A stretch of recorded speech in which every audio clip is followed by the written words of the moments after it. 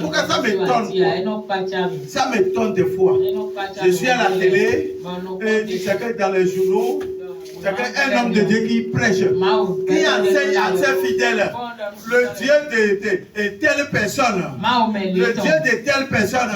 Acclamons pour le Dieu de tel pasteur, le Dieu de telle personne. Mais on ne dit jamais Jésus-Christ dans cette église. C'est le diable qui règne là, je vous dis la vérité. C'est quel Dieu et on n'appelle pas son nom. Jésus-Christ a dit que sans lui, vous ne pouvez rien faire. Et si vous voyez là, c'est de la magie pure, c'est le diable. C'est pourquoi on ne peut pas appeler le nom de Jésus. On dit le Dieu de telle, le Dieu de telle église, le Dieu de telle église, le Dieu de telle église m'a fait grâce, le Dieu de telle église m'a guéri. Si tu entends ces mots-là, rapidement, il faut couper ta télévision. Ou bien il faut changer ça. Quitte cet homme de Dieu. Ce n'est pas un homme de Dieu, c'est un homme du diable qui s'est changé, déguisé en soi-disant de Dieu. C'est un faux. Quand on veut parler, on dit l'Éternel m'a fait grâce. Oh, Jésus-Christ m'a fait grâce. On peut dire le Dieu de tel prophète ou bien de tel pasteur, Jésus-Christ de Nazareth m'a fait grâce. On peut le dire comme ça. J'ai essayé de suivre un soi-disant un prophète. Je suis resté là pendant au moins 20 minutes. J'ai failli pleurer. Parce que dans 20 minutes là, je n'ai pas entendu le nom de Jésus-Christ à quelque part. Je n'ai pas entendu le nom du Père à quelque part. Jéhovah Tsébot, l'Éternel des armées. Je n'ai pas entendu son nom à quelque part. Seulement le Dieu de notre prophète. Le Dieu de notre église. Le Dieu de. Même si c'est mamie, on dit Dieu de. On va vous conduire ailleurs. Jésus-Christ a dit, Jean 15, le verset 5, sans moi Jésus-Christ. Sans moi Jésus-Christ, vous ne pouvez rien faire. Et pour appeler ce nom-là aussi, là, c'est difficile pour les gens, même les prophètes. Même soi-disant homme de Dieu. C'est faux. C'est le message qui est sorti aujourd'hui. Et il y a des hommes de Dieu, soi-disant des hommes de Dieu, qui ont préparé leur habit. Et ils portent maintenant des habits. On les appelle souvent les toges. Des toges, pas possible. Des habits bizarres. Des habits bizarres préparés dans le monde des ténèbres pour venir tromper les gens. Il faut faire beaucoup attention. Moi, je n'ai jamais vu Jésus-Christ dans toge. En leur temps, les hommes et les femmes la portent de tuniques. En leur temps. Mais aujourd'hui, en notre temps, on porte tout. Si c'est au Bénin, c'est bomba. Et il y a les pantalons, il y a des chemises, il y a des vestes. Mais porter toge, aller jusqu'en bas, ça devient autre chose. Je te dis que ça devient autre chose. Vous ne comprenez pas. Ça devient autre chose. Sans Jésus-Christ, on ne peut rien faire. Alors si vous allez dans une église où on dit que Dieu du prophète, Dieu du prêtre, Dieu du pasteur, Dieu du ci, il faut quitter cette église. Je vous le dis ouvertement. Quittez. Parce que ce n'est pas le Dieu d'une seule personne. Mais c'est le Dieu de tout le monde. C'est le créateur de tout le monde. C'est le créateur de toutes choses. Alors on ne peut jamais l'approprier à une seule personne. Le Dieu là ne peut pas être pour une seule personne. Mais Dieu là. Attends. Jésus-Christ. Quand il est ressuscité, Marie est venue le trouver. Et il a dit, ah, maître. Il voulait le toucher. Il a dit, ne me touche pas. Car je ne suis pas monté Encore chez mon père et votre père. Chez mon père et votre père. Chez mon père et votre père. Jésus-Christ veut donner une prière. Les apôtres disent, apprends-nous à prier. Et si vous voulez prier, il faut dire, notre Père qui est aux cieux, qui est en train de donner la prière. C'est Jésus-Christ, non? Pourquoi il n'a pas dit votre Père qui est aux cieux? Il a dit notre Père qui est aux cieux. Cela veut dire, c'est son Père et c'est votre Père. C'est mon Père et c'est votre Père.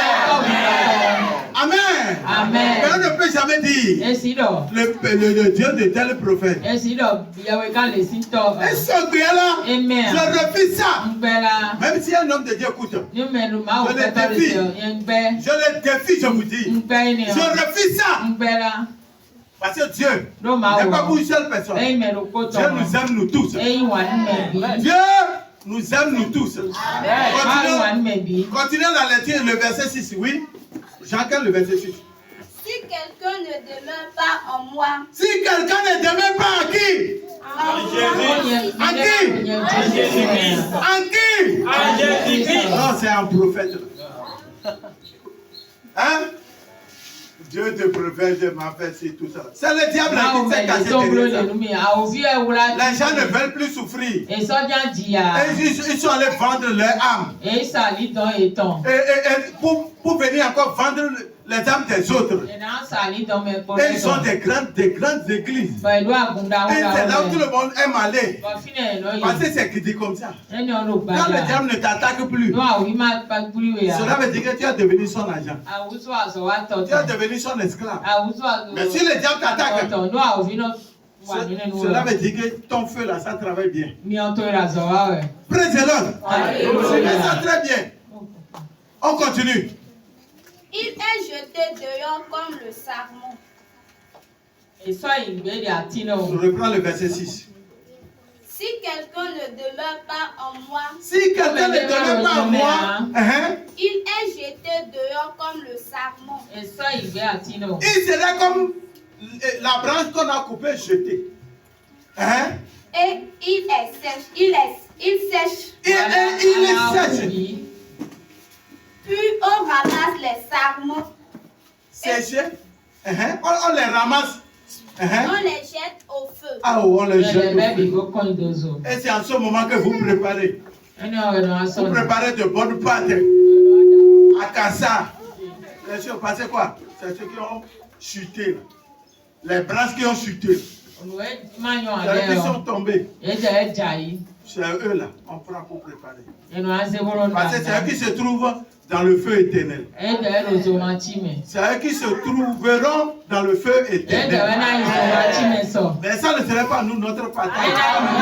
Parce que nous sommes collés à Jésus-Christ. Il est le sceptre au nom de Jésus-Christ. Continue. On les jette au feu et ils brûlent. Et ils brûlent. Merci beaucoup. Merci. Donc il faut comprendre ça aujourd'hui. Que le Seigneur nous a tellement aimés que ce que Dieu nous a dit de faire, on n'a pas pu. Alors le Seigneur est venu prendre une place importante dans notre vie pour pouvoir gérer tout. Et il te dit seulement, bon, tiens, produis seulement. Et quand le Seigneur te fait, si tu crois que c'est toi-même qui l'as fait, ou bien comme tu as trouvé l'argent, c'est toi-même qui as travaillé pour avoir cet argent-là, je vais te dire qu'il y a beaucoup qui travaillent mais qui sont morts dedans. Il y a des gens qui ont dit que dans cette année 2024, je vais faire ci et ça. Le 1er janvier, ça. Ils se sont souhaités. À cette année, ça serait bénédiction pour tout ça. Mais il y a beaucoup de gens là. Ils sont déjà morts. On les a déjà enterrés. Mais toi et moi, nous sommes là. Nous sommes vivants. Tu ne vois pas que c'est la grâce de Dieu. Et quand tu dis de produire de fruits, tu ne fais que feinter. Tu ne fais que mentir. La bonté, il n'y a pas. La fidélité, il n'y a pas. La joie, il n'y a pas. L'amour, là, il n'y a pas. Hey! Si tu continues, c'est un problème. Praise the Lord. Alléluia. Praise the Lord. Alléluia. Praise the Lord. Alléluia. Je crois que c'est une grâce pour nous d'écouter la voix de Dieu et de marcher selon sa volonté pour pouvoir produire beaucoup de fruits. Et quand tu produis des fruits, vous savez quand Mangué a produit des fruits, c'est que les gens vont manger. Hein? Quand vous venez ici là, vous mangez la mangue, non? Oui. Ou bien c'est pas beau, c'est pas doux. C'est pas doux. Ce n'est pas bon.